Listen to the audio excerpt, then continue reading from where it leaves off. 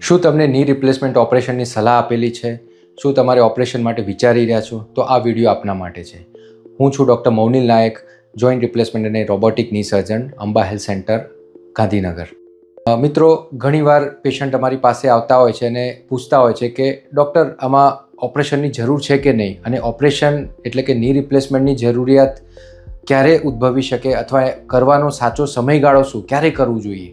ઘણીવાર પેશન્ટ અમારી પાસે જૂની તકલીફ લઈને આવતા હોય છે, જેમ કે 4-6 મહિનાથી વધારે ગોઠણનો સતત દુખાવો રહેવો, લાંબો ટાઈમ ઊભા ના રહી શકાય અને લાંબો ટાઈમ ચાલી ના શકાય તેવી પરિસ્થિતિમાં રહેવું, સીડી ચડવાનો ખાસ કરીને ઉતરવામાં વધારે તકલીફ અનુભવાય, સાંધામાં જકડાશ લાગે, સાંધામાં સોજો આવે, સાંધો ગરમ થાય એવું બધું લાગે.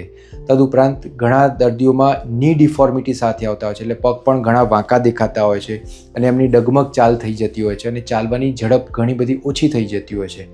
તો જો લાંબા સમયથી આવી બધી તકલીફ હોય અને વગર ઓપરેશનની જે સારવાર એટલે કોન્ઝર્વેટિવ ટ્રીટમેન્ટ, જેમાં ખાસ કરીને દવાઓ, ગોઠણમાં ઇન્જેક્શન અને ફિઝિયોથેરાપી, આ બધું કરવા છતાં ફાયદો ના થતો હોય અને રોજબરોજના જીવન વ્યવહારમાં મુશ્કેલી અનુભવાતી હોય, જેમ કે ચાલી નથી શકાતું, સોશિયલ એક્ટિવિટીમાં પાર્ટિસિપેટ નથી કરી શકાતું, બહાર ફરવા નથી જઈ શકાતું, મનગમતી પ્રવૃત્તિ બીજી બધી નથી થતી, રોજબરોજનું કામ નથી થઈ શકતું અને હાલાકી અનુભવાય છે, દુખાવો સતત રહે છે, તો પછી એવા દર્દીઓની એક્ઝામિનેશન કરતા હોઈએ છીએ, જેમાં ઘસારાના સાઇન એન્ડ સિમ્પટમ છે એ જોતા હોઈએ અને તદુપરાંત એક્સરે કરતા હોય છે.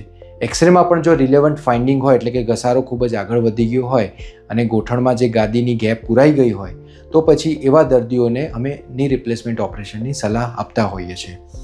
તો ટેક હોમ મેસેજ એ છે કે જો તમારી તકલીફ બહુ વધારે વધી ગઈ હોય અને વગર ઓપરેશનની સારવારના પૂરતા પ્રયત્નો કર્યા હોય, તદુપરાંત આપણને જોઈએ એવી સફળતા ના મળી હોય, તો પછી તમારે ગભરાયા વગર ડૉક્ટરનો કન્સલ્ટ કરી અને ની રિપ્લેસમેન્ટ માટે આગળ વધવું જોઈએ.